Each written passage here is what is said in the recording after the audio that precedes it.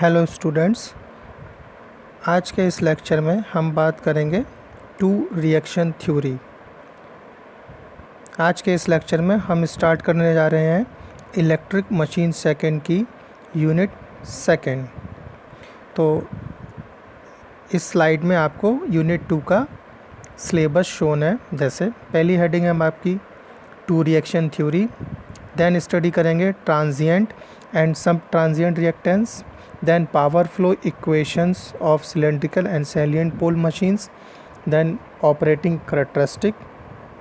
तब जाके हम पढ़ेंगे सिंक्रोनस मोटर, जिसमें उसके starting methods, effect of varying field current at different loads, then V curve, hunting, damping and last synchronous condenser.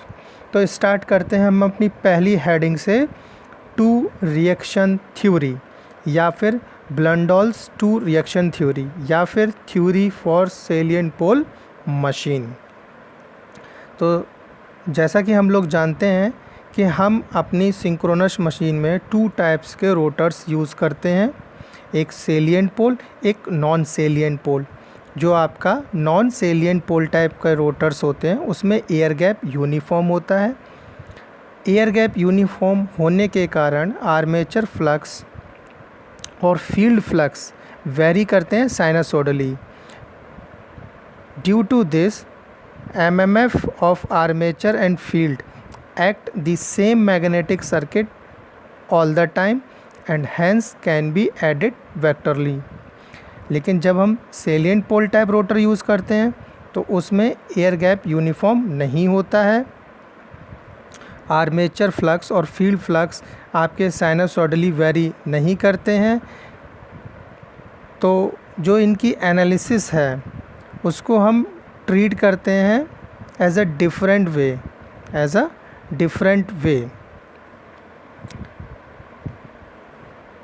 Then अगर हम लेमैन लैंग्वेज में डेफिनेशन की बात करें तो theory which gives the method of analysis of disturbing effect caused by salient pole construction is called two reaction theory।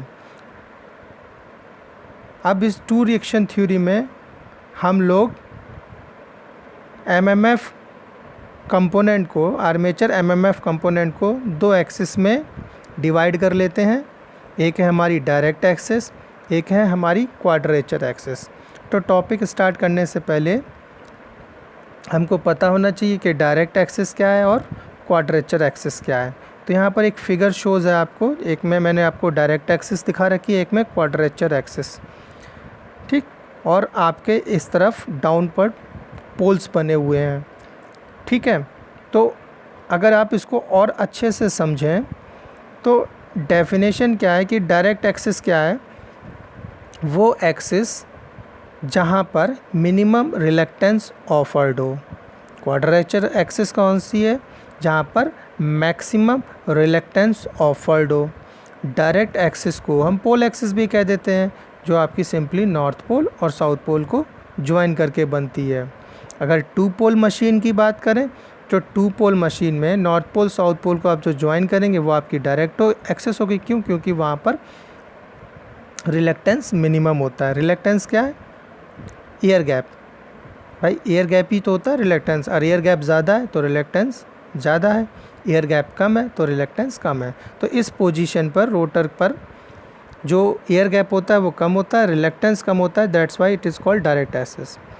Q axis क्या, उस पर 90 डिग्री कर दीजिए आप, वहाँ पर एयर गैप ज़्यादा होता है, रिलक्टेंस की वैल्यू ज़्यादा होती है। अब हम डेरिवेशन की तरफ बढ़ते हैं कि हम कैसे इसको डेरिवेट करेंगे। टू रिएक्शन थ्योरी है क्या, हमको एक ईएमएफ कैलकुलेट करना है। जैसे आपने जब नॉन सेलिएंट टाइप लिया था यूनिट 1 में, तो वो सारे कंस्ट्रक्शन हमारे नॉन सेलिएंट टाइप थे। उस केस में आपने उसके phasor diagram, armature reaction, EMF equation सारा कुछ किया था। वही सेम प्रोसेस हमको सेलिएंट पोल टाइप रोटर के लिए करनी है। तो अभी मैंने जस्ट बताया था कि एनालिसिस थोड़ी सी डिफरेंट हो जाती है।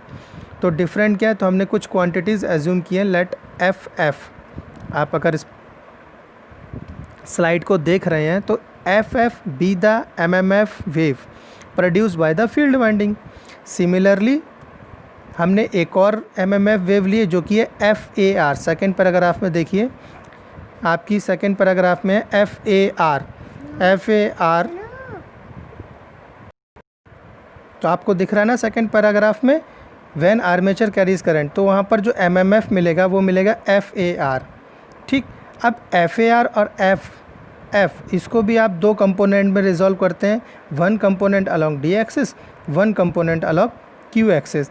सिमिलरली आप आर्मेचर करंट IA को भी रिजॉल्व करते हो in two component, one is along D axis, one is along quadrature axis. अब जो मैंने अभी बोला उसी को आपको इस स्लाइड में शो हो रहा है। तो FAR ये कौन सा एमएमएफ है? आर्मेचर रिएक्शन के कारण। तो इसके दो component FD and FQ। Similarly IA आपका आर्मेचर करंट है, इसके भी दो कंपोनेंट ID एंड IQ। और सेम को मैंने आपको एक डायग्राम में शो कर रखा है।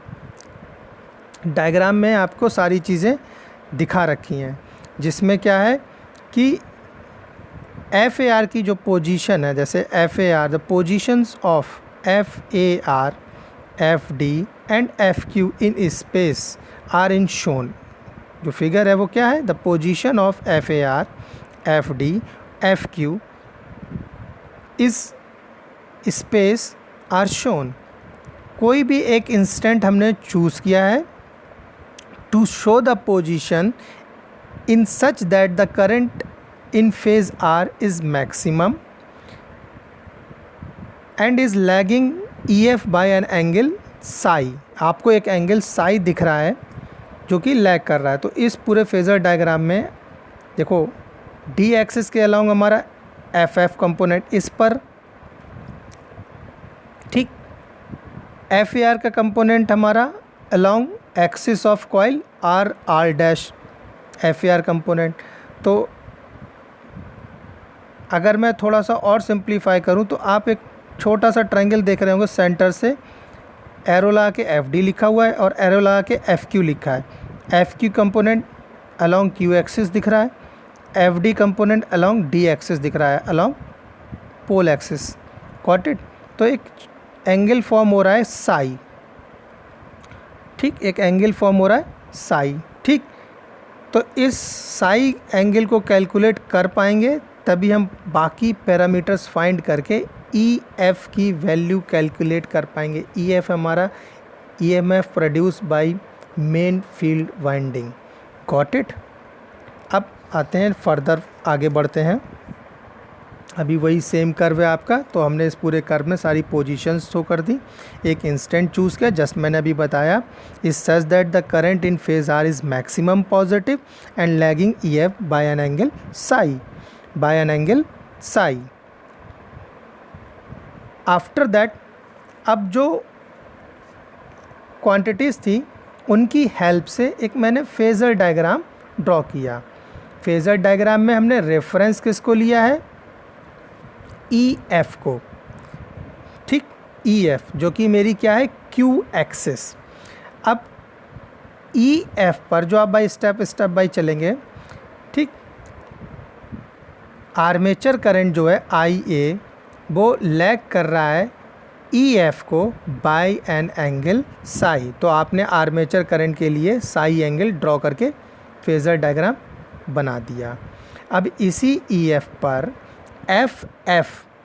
FF देखिए D एक्सिस पर आपने 90 डिग्री पर MMF वेव ड्रॉ कर ली।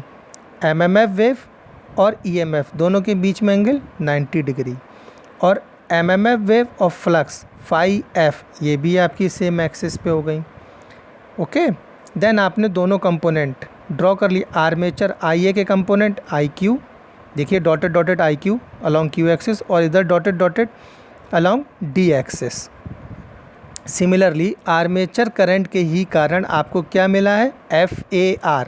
तो FAR के भी दो कंपोनेंट FQ और FD, ये आपने रिजॉल्व कर लिए। फेज़र डायग्राम ध्यान से समझिए।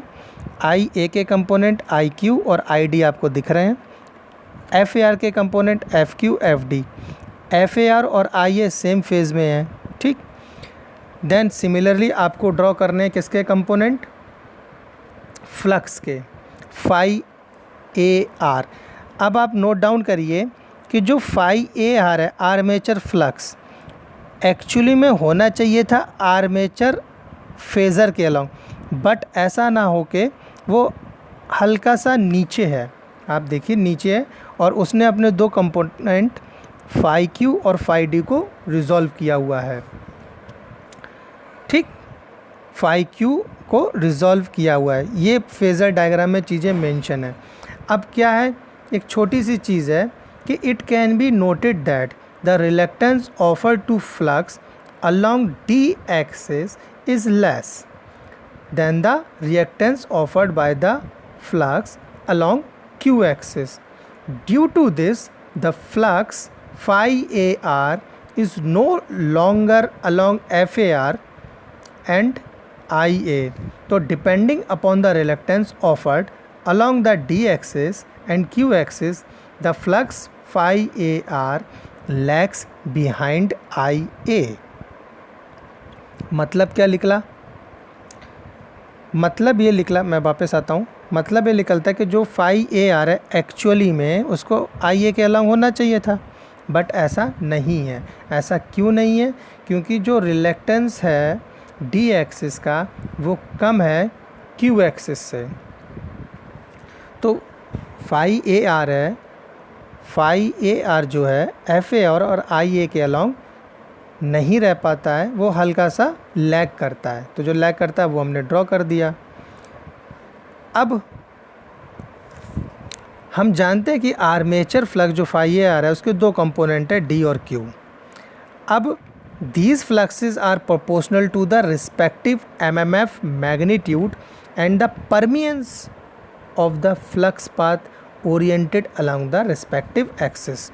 अब जो ब्लेंडल्स थ्योरी है वो आपको एक्सप्लेन करके देगी विद द हेल्प ऑफ परमियंस कि हम ई एफ कैलकुलेट कैसे करेंगे। ई एफ क्या था, जस्ट प्रीवियसली मैंने बताया था, E M F produce by main field winding.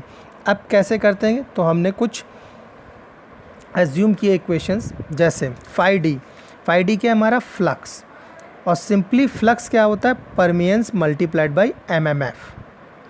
Phi D जो है सिंपली कैसे लिखते हो, फ्लक्स इज इक्वल टू क्या होता है, या M M F is equal to phi S होता है, ऐसे तो समझ सकते हो ना, M M F is equal to phi S. तो फाई की वैल्यू निकालनी है, तो फाई की वैल्यू हो जाएगी M M F upon S, और 1/s क्या है आपका परमियंस। तो मैंने अलॉन्ग डी एक्सिस लिखा, phi D is equal to P D F D, where P D क्या है, परमियंस along D axis.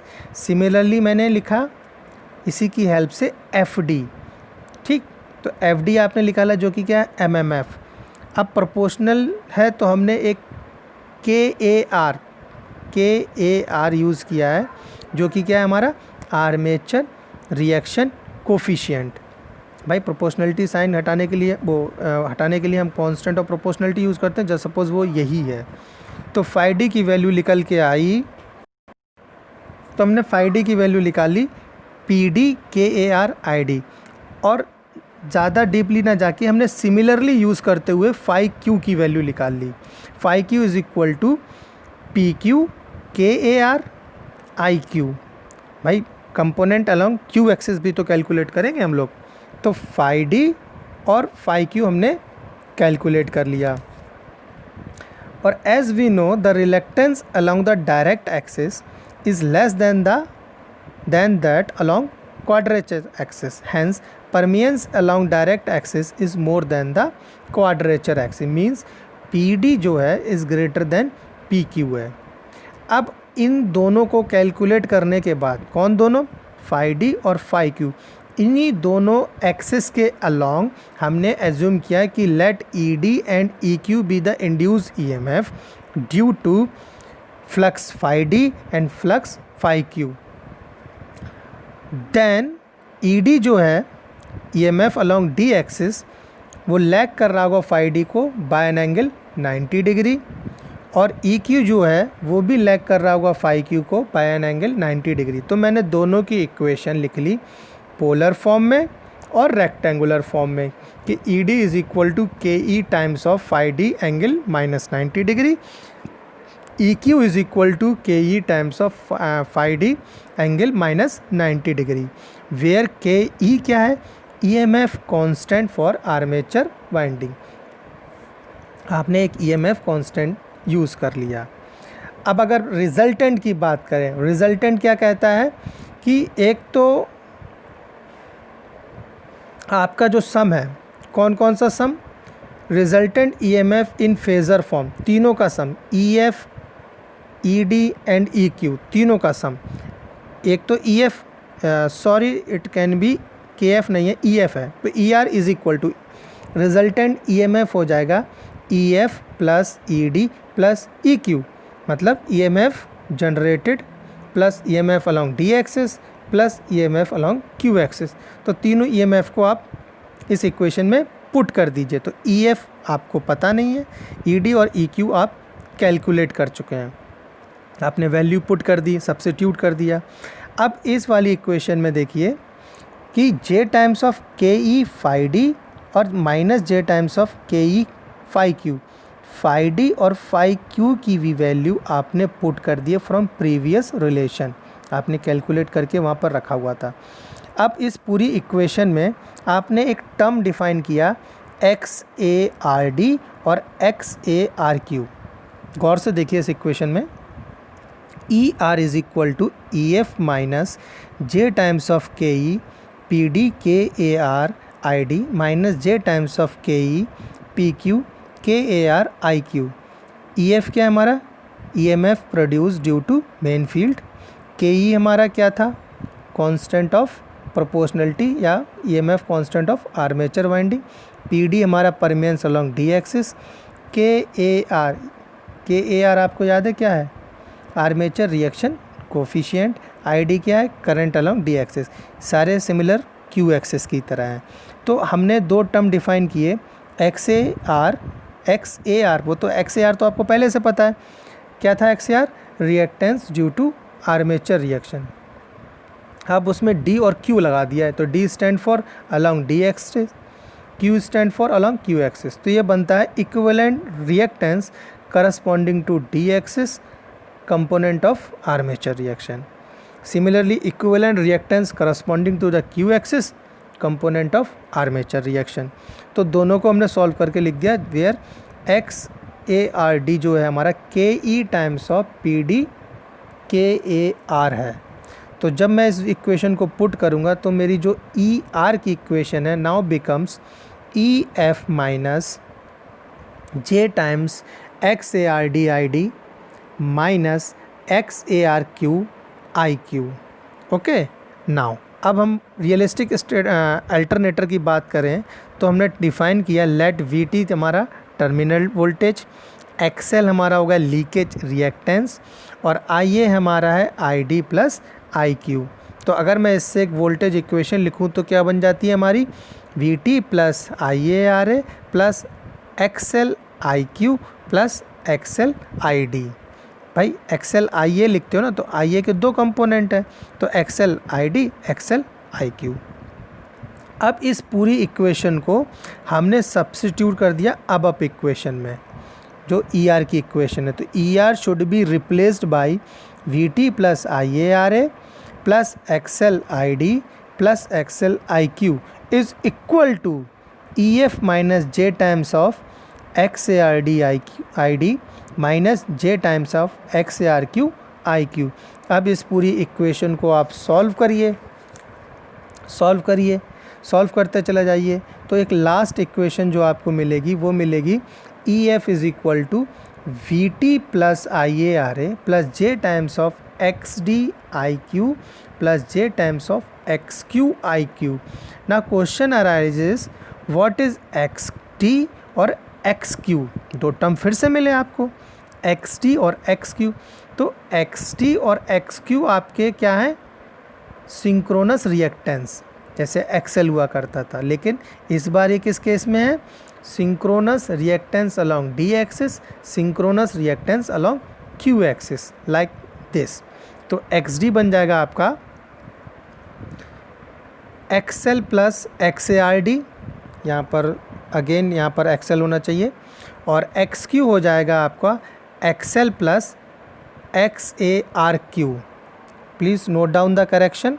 X D जो है इक्वल टू है x L plus X A R D, और एक्स क्यू जो है वो हो जाएगा आपका x L plus X A R Q. तो ये इक्वेशन आप यहाँ तक पहुँच गए। अब वो इक्वेशन आपको बता रही है कि terminal voltage nothing but the voltage left after detecting ohmic drop I A R A, the reactive drop I D x D in quadrature with ID and the reactive drop IQ XQ in quadrature with IQ from the total EMF। अब इसी पूरी voltage equation का आप phasor diagram बनाना है। तो हमने ब्लंडल्स theory का जो फाइनल स्टेज पे पहुंच रहे हैं, तो हमने क्या किया, हमने उस इक्वेशन को as a phasor diagram represent कर दिया। अब इस फेज़र डायग्राम में देखो सारी चीज़ें हैं, EF है, ठीक। अब इक्वेशन को क्या है, EF मैंने बना लिया, हमने पहले VT ड्रॉ किया जो कि एंगल वोल्टेज VT और EF के बीच का एंगल डेल हो गया। VT को IA जो है वो फाई एंगल से लैग कर रहा है, तो दोनों के बीच में फाई। साई एंगल कौन सा हो गया, टोटल एंगल आर्मेचर करंट और EF के बीच का, तो psi is equal to phi plus del लिख सकते हो आप।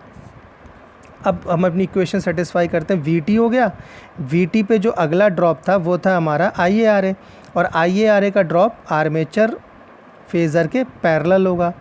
इस पर J times of XT ID का आपने ड्रॉ कर लिया, उस पर अगला drop J times of XQ IQ वो भी आपने ड्रॉप किया, जिसने एक पॉइंट F पे कट कर लिया। अब देन हमने कैलकुलेशन के लिए सबके कंपोनेंट रिजॉल्व किए। फॉर एग्जांपल IA के कंपोनेंट रिजॉल्व किए IQ और ID। देन कुछ स्टेप्स ऑफ कंस्ट्रक्शंस हमने यूज़ किया। हमने क्या किया, G पॉइंट से एक परपेंडिकुलर डाला EF पर, A पॉइंट से एक परपेंडिकुलर डाला, ठीक। तो वो जो आपकी एक्सिस बनी वो बनी आपकी IQRA, ठीक। और जो अलोंग डी एक्सिस वो हो गई हमारी IDRA, ओके। IA को फर्दर प्रोसीड किया, IA को फर्दर प्रोसीड किया और उसने पॉइंट D और पॉइंट I पर कट किया, जो कि मेरा ड्रॉप है IARA, ठीक। इसको फर्दर आगे प्रोसीड किया तो C पॉइंट पे कट किया, ये जो OF लाइन को C पॉइंट पे कट किया, वहाँ से 90 डिग्री B पॉइंट पे डाला, तो ये साइड और ये साइड दोनों एंगल इक्वल हो जाएंगे बाई प्रॉपर्टी ऑफ मैथमेटिक्स। अब इस पूरे ट्रायंगल की हेल्प से, जो आपके पास ये ट्रायंगल बना है, इसकी हेल्प से आपको एंगल साई कैलकुलेट करना है। तो हमने फेज़र डायग्राम से हमारे दो कंपोनेंट हैं ID और IQ, ID और IQ इनको नोट डाउन किया। ID IQ क्या है, IA के Q कंपोनेंट और D कंपोनेंट। तो हमने नोट डाउन कर लिया भाई, IA times of sine phi, दूसरा हो जाएगा हमारा IA times of cos phi. इन दोनों की हेल्प से मैंने कॉस फाई को कैलकुलेट किया, जो कि मेरा निकला IQ upon IA। IQ upon IA लिख के मैंने एक साइड नोट डाउन कर लिया। उसके बाद IARA के दो कंपोनेंट थे जो मैं फेज़र डायग्राम में आपको समझा रहा था, RD और IQRA, ठीक। अब इन दो कंपोनेंट को मैंने कैलकुलेट करने की कोशिश की, तो मैंने लिखा OF is equal to EF, OF मतलब जो मेन फेज़र है हमारा, और OG इज़ इक्वल टू क्या था मेरा VT, ठीक। तो सारी चीज़ें GH इज़ इक्वल टू क्या था IDRA, HA क्या था IQRA, GA क्या है हमारा IARA, AE क्या है हमारा IDXT, और EF हमारा क्या है IQXQ। आफ्टर दैट मैंने एक ट्रायंगल लिया DAC, ट्रायंगल लिया मैंने DAC, परपेंडिकुलर ड्रॉन किया, to the current phasor I A and C B is drawn perpendicular to A E. तो अब ट्रायंगल जो बन गया आपका A B C, right triangle एक बन गया ए बी सी, उसमें कॉस फाई मैंने लिखा जो कि क्या है, nothing but the B C upon A C, और बी सी की वैल्यू क्या है हमारा I Q X Q upon A C. Equation लिख के यहाँ से ए सी की वैल्यू सॉल्व की, तो हमने सॉल्व किया तो ए सी मुझे मिला आई ए एक्स क्यू। ए सी कितना मिला, आई ए एक्स क्यू। अब जो मेन ट्रायंगल है मेरा ओ डी सी, उसमें मैंने टेन साई कैलकुलेट किया। टेन साई मतलब परपेंडिकुलर अपॉन बेस, मतलब C D upon O D. O D क्या है मेरा, ओ आई प्लस आई डी, तो कैसे लिखेंगे, V T cos phi plus I A R A. C D क्या है मेरा, ए C plus A D. A C क्या है, आई ए एक्स क्यू जो जस्ट अभी कैलकुलेट किया, और ए डी पहले ही पता है वी टी साइन फाई। तो देन आपने लिखा tan psi is equal to V T sine phi plus I A X Q upon V to cos phi plus I A R A. तो आपने once I A X Q is known, the angle psi can be calculated from this equation. और एक बार जब आप angle Sai calculate कर लेंगे तो आप क्या फाइंड कर सकते हैं, angle del for lagging power factor. तो del is equal to psi minus phi, hence E F is equal to V T cos del plus I A R A plus I A X T. अगर phi positive है तो lagging power factor, phi negative है तो leading power factor. Hence the magnitude of E F can be obtained by using above equation. Thank you. अब चीज़ें and करने से पहले हम एक बार रिवाइज कर लेते हैं। तो रिवीजन क्या कहता है, मैं अपनी फर्स्ट स्लाइड पे जाता हूँ। तो फर्स्ट स्लाइड थी आपकी ब्लंडन्स थ्योरी या टू रिएक्शन थ्योरी। तो टू रिएक्शन थ्योरी हम क्यों स्टडी करते हैं ये बताया कि जब आप सेलिएंट पोल रोटर लेते हो तो एयर गैप यूनिफॉर्म नहीं होता है, तो एनालिसिस आप डिफरेंट तरीके से करते हो। तो उस एनालिसिस को स्टडी करने के लिए आपने दो एक्सिस डिफाइन कर ली, क्वाड्रेचर एक्सिस और डायरेक्ट एक्सिस। जो आपकी डायरेक्ट एक्सिस है वहाँ पर आपका मिनिमम रिलेक्टेंस है, जो आपकी क्यू एक्सिस है वहाँ पर आपका मैक्सिमम रिलेक्टेंस है। देन आपने F F, F A R और आई ए, इन तीनों क्वांटिटी को along direct axis, along quadrature axis component resolve कर लिए, F D F Q, I D I Q. Then इन कंपोनेंट रिजॉल्व की हेल्प से आपने एक छोटा फेजर डायग्राम बनाया, आई एफ को रेफरेंस लिया, आई एफ के रिस्पेक्ट में जो आपका आई ए है, आई ए वो एंगल साई है। आफ्टर दैट आई ए के ही अलॉन्ग आपका एफ ए आर है, और आपने सबके कंपोनेंट रिजॉल्व किया। और इसमें ये चीज़ बताई कि जो फाई ए आर है जो कि होना चाहिए था एफ ए आर और आई ए के अलॉन्ग, बट ऐसा नहीं है। ऐसा क्यों नहीं है, क्योंकि रिलेक्टेंस ऑफर्ड बाय या along D axis is less than the reluctance offered by the Q axis, जिसको मैंने परमियंस के टर्म्स में आगे बताया था। देन हम अपने एनालिसिस पार्ट में आए, हमने परमियंस डिफाइन किया, हमने पैरामीटर्स फाइंड किए अलॉन्ग डी एक्सिस, जिसमें यूज़ किया हमने फाई, परमियंस और एम एम एफ। तो फाई डी की मैंने कैलकुलेट किया, पी डी, के ए आर, आई डी, जिसमें आपको के ए आर क्या बताया था मैंने, के ए आर जो है वो आर्मेचर रिएक्शन कोफिशिएंट है। देन हमने सिमिलरली करके फाई क्यू के अलॉन्ग फ्लक्स फाइंड कर लिया। देन हमने रिजल्टेंट की बात की, नहीं रिजल्टेंट की बात करने से पहले induce EMF along D axis और क्यू एक्सिस फाइंड कर लिया, ई डी और ई क्यू। यहाँ पर K E as a constant of proportionality use किया, जिसका नाम रखा हमने EMF constant of armature winding.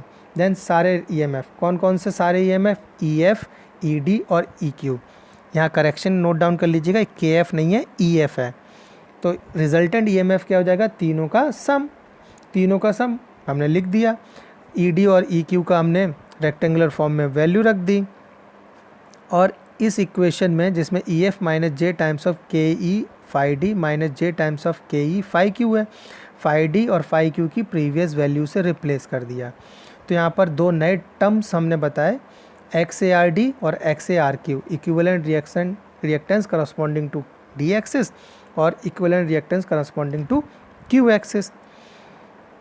Then हमने इनकी वैल्यू को रिप्लेस कर लिया और ई आर की इक्वेशन बना ली।